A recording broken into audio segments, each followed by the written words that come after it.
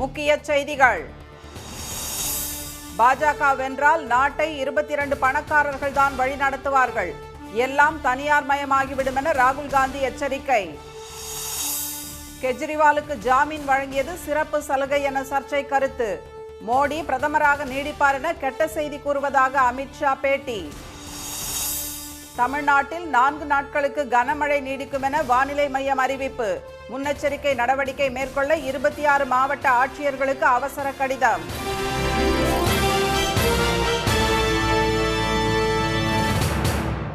வணக்கம். மக்களவைத் தேர்தலில் ஒருவேளை பாஜக வெற்றி பெற்றால் நாட்டை 22 பெரும் பணக்காரர்கள் தான் வழி நடத்துவார்கள் என காங்கிரஸ் எம்பி திரு ராகுல் காந்தி எச்சரித்துள்ளார். ஒடிசா மாநிலம் பலாங்கீர் நகரில் நடைபெற்ற தேர்தல் பிரச்சார பொதுக்கூட்டத்தில் அவர் கலந்து கொண்டு பேசினார். அப்போது அரசியல் சாசன புத்தகத்தை கையில் ஏந்தி பேசிய திரு ராகுல் காந்தி அதை கிழித்தெறிய பாஜக விரும்புவதாக குற்றம் சாட்டினார். ஆனால் காங்கிரஸ் கட்சியினரும் நாட்டு மக்களும் அதை அனுமதிக்கப் போவதில்லை என அவர் தெரிவித்தார். பழங்குடியினர், தலித்துகள் மற்றும் பிற்படுத்தப்பட்டோருக்கான இட ஒதுக்கீட்டை நீக்குவதும் பாஜகவின் எண்ணமாக உள்ளது என்று திரு ராகுல் காந்தி கூறினார். பாஜக மீண்டும் ஆட்சிக்கு வந்தால் அனைத்து பொதுத்துறை நிறுவனங்களும் தனியார் மயமாகிவிடும் என்றும் நாட்டை பெரும் செல்வந்தர்கள் தான் இயக்குவார்கள் என்றும் அவர் எச்சரித்தார். अगर वो चुनाव जीतेंगे तो वो इस संविधान को, कॉन्स्टिट्यूशन को खत्म कर देंगे, नष्ट कर देंगे. बीजेपी छोड़ो, नरेंद्र मोदी छोड़ो, दुनिया की कोई भी शक्ति इस किताब को नहीं छू सकती है. எனவே தேர்தலுக்கு பிறகு மத்தியில் மக்களுக்கான அரசுதான் அமைய வேண்டும் என்று திரு ராகுல் காந்தி கூறினார். இதனிடையே ரேபரேலியில் திரு ராகுல் காந்தியை ஆதரித்து பிரச்சாரம் செய்த காங்கிரஸ் தலைவர் திரு மல்லிகார்ஜுன கார்கே அவர் மக்களின் துன்பங்களை உணரக்கூடிய தலைவர் என்றும் திரு மோடியை போன்றவர் அல்ல என்றும் கூறினார். டெல்லி முதலமைச்சர் திரு அரவிந்த் கெஜ்ரிவாலுக்கு உச்சநீதிமன்றம் இடைக்கால ஜாமீன் வழங்கியதை சிறப்பு சலுகை என்று மக்கள் நினைப்பதாக உள்துறை அமைச்சர் திரு அமித்ஷா சர்ச்சைக்குரிய கருத்தை கூறியுள்ளார். டெல்லி அரசின் மதுபான கொள்கையில் முறைகேடு நடந்ததாக தொடரப்பட்ட வழக்கில் ஆம் ஆத்மி கட்சி தலைவரும் முதலமைச்சருமான திரு கெஜ்ரிவாலை கடந்த மார்ச் மாதம் அமலாக்கத்துறை கைது செய்தது. இந்த கைது நடவடிக்கை சட்டவிரோதமானது என்று கூறி திரு கெஜ்ரிவால் தொடர்ந்த மேல்முறையீட்டு வழக்கை விசாரித்த உச்சநீதிமன்றம் கடந்த 10ஆம் தேதி அவருக்கு இடைக்கால ஜாமீன் வழங்கியது. மேலும் எந்தவித கட்டுப்பாடுமின்றி தேர்தல் பிரச்சாரம் செய்யவும் நீதிமன்றம் அனுமதி அளித்தது. இந்நிலையில் ANI செய்தி நிறுவனத்துக்கு பேட்டியளித்த திரு அமித்ஷா திரு கெஜ்ரிவாலுக்கு இடைக்கால ஜாமீன் வழங்கப்பட்டது வழக்கமான தீர்ப்பு அல்ல என்றே தாம் நம்புவதாக தெரிவித்தார். मगर मैं मानता हूं ये रूटीन और नॉर्मल प्रकार का जुडिशियल जजमेंट नहीं है. काफी लोग देश में मानते हैं कि स्पेशल ट्रीटमेंट दिया गया है. பாஜக விதிகளின்படி 75 வயதுக்கு மேற்பட்டவர்கள் உயர் பதவிகளில் இருக்க முடியாது என்பதால் அடுத்த ஆண்டு திரு மோடி பிரதமராக நீடிக்க முடியாது என்பதால் திரு அமித்ஷாவை பிரதமராக்கவே அவர் வாக்கு சேகரித்துக் கொண்டிருப்பதாக திரு கெஜ்ரிவால் கூறியிருந்தார். இதற்கு பதிலாக ஒரு கெட்ட செய்தி கூறுவதாக குறிப்பிட்ட திரு அமித்ஷா 2029ஆம் ஆண்டு வரை திரு மோடி பிரதமராக நீடிப்பார் என்றும் அதன் பிறகும் நாட்டின் தலைவராக தொடர்வார் என்றும் தெரிவித்தார். 75 வயதாகிவிட்டால் அரசில் உயர் பதவி வகிக்க கூடாது என பாஜக விதிகளில் குறிப்பிடப்படவில்லை என்றும் திரு அமித்ஷா கூறினார். குடியுரிமை திருத்தச் சட்டத்தின் கீழ் முதல் முறையாக 14 பேருக்கு குடியுரிமை சான்றிதழ்கள் வழங்கப்பட்டுள்ளதாக உள்துறை அமைச்சகம் தெரிவித்துள்ளது. 2014ஆம் ஆண்டு டிசம்பர் 31ஆம் தேதிக்கு முன் பாகிஸ்தான், வங்கதேசம், ஆப்கானிஸ்தான் ஆகிய நாடுகளில் இருந்து துன்புறுத்தல் காரணமாக இந்தியாவுக்கு புலம்பெயர்ந்த இந்துக்கள், சீக்கியர்கள், சமணர்கள், பாசிகள், புத்த மதத்தினர், கிறிஸ்தவர்கள் ஆகியோருக்கு எந்த ஆவணமும் இல்லாவிட்டாலும் குடியுரிமை வழங்கும் மசோதா 2019ஆம் ஆண்டு நாடாளுமன்றத்தில் தாக்கல் செய்யப்பட்டது. இதையடுத்து மசோதாவுக்கு குடியரசுத் தலைவரின் ஒப்புதல் பெற்று சட்டமாக்கப்பட்டது. இந்த சட்டத்தை எதிர்த்து நாடு முழுவதும் போராட்டங்கள் நடைபெற்றன. இதன் காரணமாக உடனடியாக அமல்படுத்தப்படாமல் இருந்த குடியுரிமை திருத்தச் சட்டம் கடந்த மார்ச் மாதம் 11ஆம் தேதி அமலுக்கு வந்தது. இதையடுத்து இந்தியாவுக்கு குடிபெயர்ந்தவர்களிடமிருந்து பெறப்பட்டுள்ள விண்ணப்பங்கள் பரிசீலனை செய்யப்பட்ட நிலையில் டெல்லியில் நேற்று நடைபெற்ற நிகழ்ச்சியில் 14 பேருக்கு குடியுரிமை சான்றிதழ்களை மத்திய உள்துறை செயலாளர் திரு அஜய்குமார் பல்லா வழங்கினார். सर ड्रीम कम ट्रू वाली फीलिंग है. मतलब दिल बहुत खुश है कि नया जन्म हो गया, लाइक नया बॉर्न हो गया. मतलब कि बहुत खुशी है इस चीज़ की नागरिकता मिल गई हमें सर. குடியுரிமை சட்டத்தை அரசியல் ஆதாயத்திற்காக தேர்தல் நேரத்தில் மக்களை மத ரீதியாக பிளவுபடுத்தும் நோக்கில் மத்திய பாஜக அரசு அமல்படுத்தியுள்ளதாக எதிர்க்கட்சிகள் கடும் கண்டனம் தெரிவித்து வருகின்றன. தமிழ்நாடு, கேரளா, மேற்கு வங்கம், பஞ்சாப், தெலுங்கானா, ராஜஸ்தான், சத்தீஸ்கர் ஆகிய மாநில சட்டப்பேரவைகளில் இந்த சட்டத்திற்கு எதிராக தீர்மானங்கள் நிறைவேற்றப்பட்டிருப்பது குறிப்பிடத்தக்கது.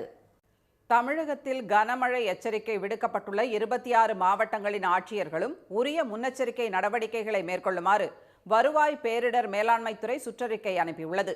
தென்மேற்கு வங்கக்கடல் மற்றும் அதனை ஒட்டிய இலங்கை கடல் பகுதிகளின் மேல் நிலவும் வளிமண்டல கீழடுக்கு சுழற்சியால் குமரி, நெல்லை, தென்காசி உள்ளிட்ட 10 மாவட்டங்களில் இன்று கனமழை பெய்யக்கூடும் என சென்னை வானிலை மையம் தெரிவித்துள்ளது. குமரி, நெல்லை, தென்காசி, தூத்துக்குடி, ராமநாதபுரம், சிவகங்கை, விருதுநகர், மதுரை, தேனி, திண்டுக்கல், நீலகிரி, கோவை, திருப்பூர், ஈரோடு, சேலம், நாமக்கல், தருமபுரி, கிருஷ்ணகிரி, திருப்பத்தூர், கரூர், திருச்சி டெல்டா பகுதிகள் என 26 மாவட்டங்களில் நாளை கனமழைக்கு வாய்ப்புள்ளதாக தெரிவிக்கப்பட்டுள்ளது. வரும் 19ஆம் தேதி வரை 26 மாவட்டங்களுக்கு கனமழை எச்சரிக்கை விடப்பட்டுள்ளதால் தேவையான முன்னெச்சரிக்கை நடவடிக்கைகளை மேற்கொள்ளுமாறு மாவட்ட ஆட்சியர்களுக்கு வருவாய் மற்றும் பேரிடர் மேலாண்மைத்துறை அவசர கடிதம் எழுதியுள்ளது. குமரி, நெல்லை, தென்காசி மாவட்டங்களுக்கு வரும் 18, 19 தேதிகளில் ஆரஞ்சு எச்சரிக்கை விடப்பட்டுள்ளதை அடுத்து தாழ்வான பகுதிகளில் உள்ளவர்கள் பாதுகாப்பான இடத்திற்கு செல்லவும், ஆற்றங்கரையோர மக்கள் எச்சரிக்கையுடன் இருக்கவும் மாவட்ட ஆட்சியர்கள் அறிவுறுத்தியுள்ளனர். அவசர உதவிக்கு கட்டுப்பாட்டு அறை எண் 1077 அல்லது 046332905448 என்ற எண்ணில் தொடர்பு கொள்ளலாம் என தென்காசி மாவட்ட ஆட்சியர் திரு கமல் கிஷோர் அறிவித்துள்ளார். இதனிடையே வத்தலக்குண்டு நகரில் 2 மணி நேரம் வெளுத்து வாங்கிய மழையால் சாலைகளிலும் தண்ணீர் பெருக்கெடுத்து ஓடியது. அரவக்குறிச்சியில் கனமழையால் பள்ளப்பட்டி பகுதியில் வீடுகளுக்குள் தண்ணீர் புகுந்தது. ஒட்டஞ்சத்திரத்தில் 3 மணி நேரம் மழை பெய்த போது மருத்துவமனை முன்பு இருந்த மரம் முறிந்து விழுந்தது. வள்ளியூரில் பலத்த மழை காரணமாக தரைப்பாலத்தில் தேங்கிய தண்ணீரில் அரசு பேருந்து சிக்கியது. அதிலிருந்தவர்கள் பத்திரமாக வெளியேற்றப்பட்டனர். பொன்னேரி, போடி, மேலூர், திண்டுக்கல், சாத்தூர், தேனி, மதுரை, வேடசந்தூர், கரூர் உள்ளிட்ட இடங்களிலும் பலத்த மழை கொட்டியது. சென்னையில் பட்டினப்பாக்கம், அடையாறு, மயிலாப்பூர், மந்தைவெளி உள்ளிட்ட இடங்களில் மிதமான மழை பெய்தது. இந்நிலையில் கேரளாவில் வழக்கமாக ஜூன் 1ஆம் தேதி தொடங்கும் தென்மேற்கு பருவமழை இம்முறை மே 31ஆம் தேதியே தொடங்கும் என இந்திய வானிலை மையம் தெரிவித்துள்ளது.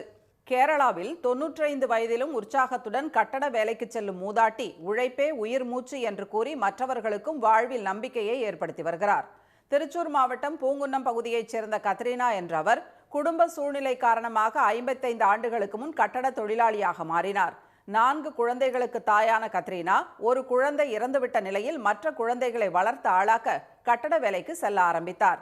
தற்போது மூத்த மகனுக்கு 60 வயது ஆன நிலையிலும் காலையில் எழுந்தவுடன் வேலைக்கு செல்கிறார் கத்ரீனா. குழந்தைகள் வளர்ந்த பின் வேலைக்கு செல்ல வேண்டாம் என்று கேட்டுக்கொண்டாலும் தன்னால் சும்மா உட்கார்ந்திருக்க முடியாது என்று கூறிவிட்டதாக சொல்கிறார் கத்ரீனா பாட்டி. இந்த உழைப்பாளியை பற்றி அறிந்த பிரபலங்கள் அவரை வரவழைத்து கௌரவித்துள்ளனர். അപ്പോൾ കുട്ടികളൊക്കെ ആയിപ്പോൾ അവരെ വളർത്താനായിട്ടൊരു ഭാഗമില്ല. അപ്പോൾ വാർക്കപ്പണിക്ക് ഇറങ്ങി.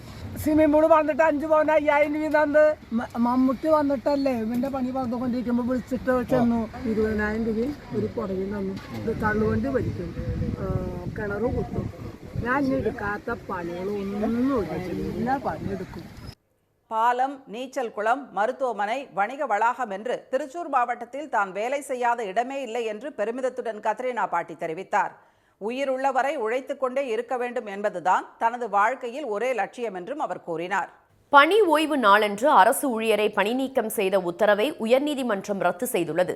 சிவகங்கையைச் சேர்ந்த சரவணன் என்பவர் உயர்நீதிமன்ற மதுரை கிளையில் தாக்கல் செய்த மனுவில் சிவகங்கை மாவட்ட பள்ளி கல்வித்துறையில் 1989ஆம் ஆண்டு பணியில் சேர்ந்த தான் 2022ஆம் ஆண்டு அக்டோபர் 31ஆம் தேதி ஓய்வு பெறும் நாளில் பணி நீக்கம் செய்ததால் கடும் மன உளைச்சல் ஏற்பட்டதாக தெரிவித்திருந்தார்.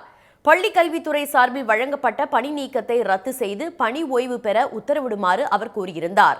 இந்த வழக்கு நீதிபதி திருமதி மஞ்சுளா முன் விசாரணைக்கு வந்தபோது அரசு தரப்பில் மனுதாரர் அரசு பணியில் இருந்த தந்தை உயிரிழந்ததை அடுத்து தாயார் அரசு வேலையில் பணிபுரிவதை மறைத்து கருணை அடிப்படையில் வேலையில் சேர்ந்ததாக தெரிவிக்கப்பட்டது.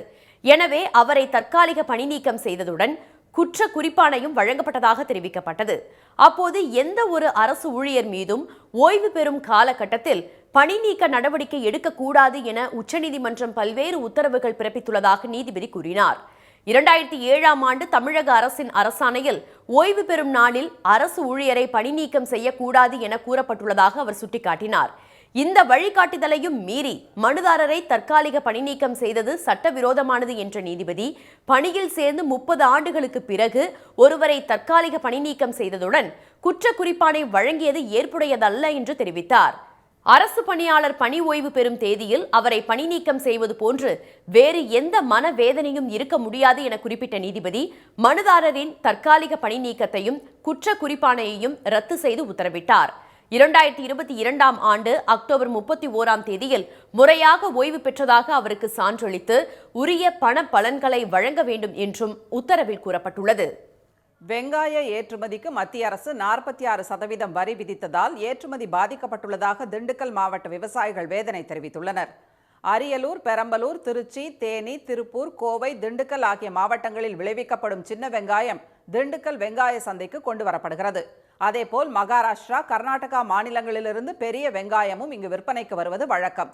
சில மாதங்களுக்கு முன் உள்நாட்டில் வெங்காயத்துக்கு தட்டுப்பாடு ஏற்படுவதை தவிர்க்க ஏற்றுமதிக்கு மத்திய அரசு தடை விதித்தது. அதன் பின்னர் சின்ன வெங்காயத்தை சிங்கப்பூர், மலேசியா, துபாய், இந்தோனேஷியா, இலங்கை ஆகிய நாடுகளுக்கு ஏற்றுமதி செய்ய மத்திய அரசு அனுமதி அளித்ததால் கடந்த சில மாதங்களாக அதன் விலை ஏற்றம் கண்டது. முதல் தரமான சின்ன வெங்காயம் கிலோ 60 ரூபாய்க்கு விற்பனையானது. இந்நிலையில் கடந்த 4ஆம் தேதி முதல் பெரிய வெங்காயத்தை ஏற்றுமதி செய்யவும் மத்திய அரசு அனுமதி அளித்துள்ளது. எனினும் இதற்கு புதிதாக 46% ஏற்றுமதி வரி விதிக்கப்பட்டுள்ளது. வரி விதிப்பை தொடர்ந்து வெங்காய ஏற்றுமதி பாதிக்கப்பட்டுள்ளதாக விவசாயிகள் தெரிவித்தனர். இப்போ இந்த வரி போட்டதுனால சுத்தமாகவே எக்ஸ்போர்ட் போகலை. இதனால 5 ரூபா 10 ரூபா கிலோ குறைஞ்சி போச்சு விலைவாசி. இந்த வரியை எடுத்தால் இன்னும் அதிகப்படியான ஏற்றுமதி நல்லா நடக்கும், விவசாயிகளுக்கு நல்ல பணம் கிடைக்கும். வெங்காயம் பயிரிட்டுள்ள தங்களுக்கு உரிய விலை கிடைக்காமல் நஷ்டம் ஏற்பட்டு வருவதாக விவசாயிகள் வேதனை தெரிவித்தனர். எனவே வெங்காய ஏற்றுமதிக்கான வரியை உடனடியாக ரத்து செய்ய வேண்டும் என்று மத்திய அரசுக்கு அவர்கள் கோரிக்கை விடுத்துள்ளனர். மீண்டும் முக்கிய செய்திகள். மக்களவைத் தேர்தலில் பாஜக வெற்றி பெற்றால் நாட்டை 22 பெரும் பணக்காரர்கள் தான் வழிநடத்துவார்கள் என ராகுல் காந்தி எச்சரித்துள்ளார். தமிழகத்தில் கனமழை எச்சரிக்கை விடுக்கப்பட்டுள்ள 26 மாவட்டங்களின் ஆட்சியர்களும் உரிய முன்னெச்சரிக்கை நடவடிக்கைகளை மேற்கொள்ளுமாறு அறிவுறுத்தப்பட்டுள்ளது. இத்துடன் இந்த செய்திகள் நிறைவடைகின்றன. மீண்டும் சன் டிவியில் செய்திகள் மாலை 6 மணிக்கு. செய்திகளை உடனுக்குடன் தெரிந்து கொள்ள சன் நியூஸ் தொலைக்காட்சியை பாருங்கள். வணக்கம். வணக்கம்.